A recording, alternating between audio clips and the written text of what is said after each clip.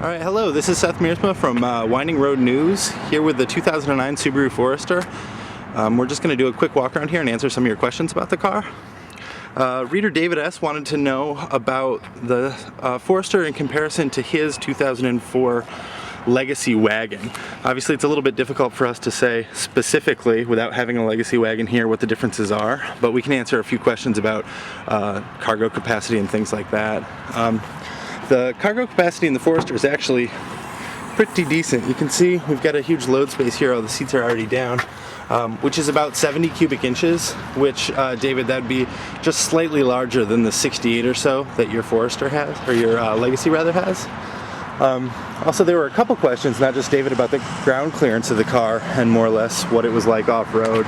We didn't really get that much of a chance to take it off-road, unfortunately. I did take it down some, like 2 tracks and things like that. It performed really nicely in kind of everyday off-roading situations, which is great.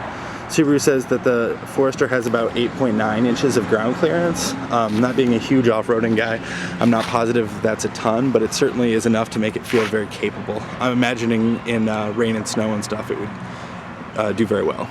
Okay, so Reader Wes wanted to know how the car compared to its main competitors, the CR-V from Honda and the RAV4 from Toyota.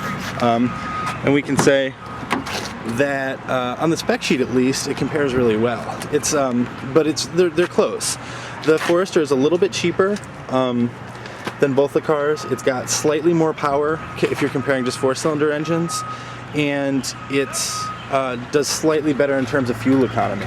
But again, those advantages are all not huge.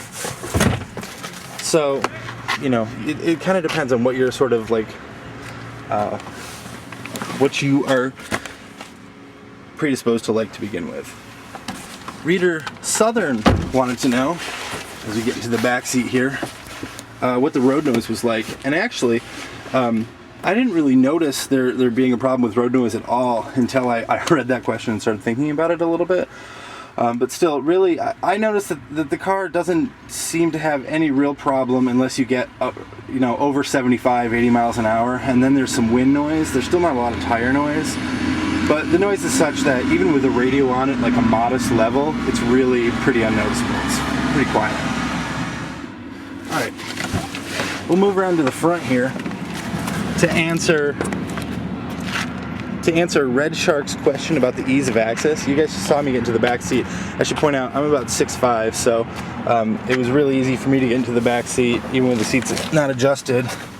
And with this crazy view, you can see that I've got more than enough room in the driver's chair. The passenger seat too, as we go around. This is one thing that everybody kind of noticed that it was a little bit strange, but it makes sense. That when you get into the Forester's passenger seat, it feels really low, and it in fact is a little bit lower than the driver's seat, but it gives you just a ton of legroom. Again, this isn't even all the way back, and my knees don't come anywhere close to the instrument binnacle and the glove box here, which is something that I oftentimes have a problem with in cars. All right, Chart Guy wanted to know about how the car compares to the Impreza. And, as a lot of you guys know, the Forester and the Impreza are based on more or less the same bones. This has got the same engine as the non-turbo Impreza in it. It's got this same 5-speed manual transmission. And in fact, one of our editorial team did make mention of the fact that it really feels like a lot like driving an Impreza when you're in the car.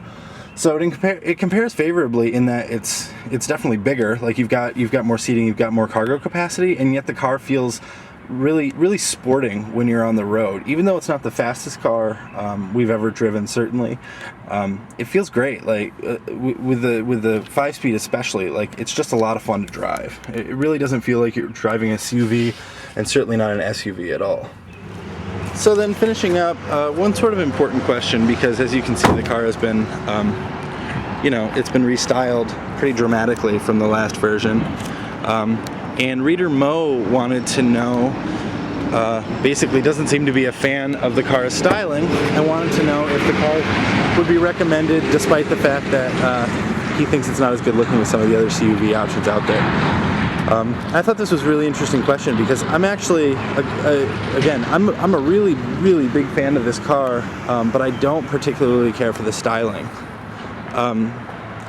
And I think that's really kind of speaks volumes about it, is that this is definitely a car that I would consider as a serious purchase option, even though I'm not in love with the way that it looks.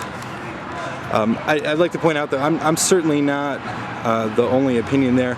A lot of people in our office are, really think that the redesign is great and are kind of fans of it. So, that's something that obviously you're gonna have to make up your own mind on. But all right, thanks.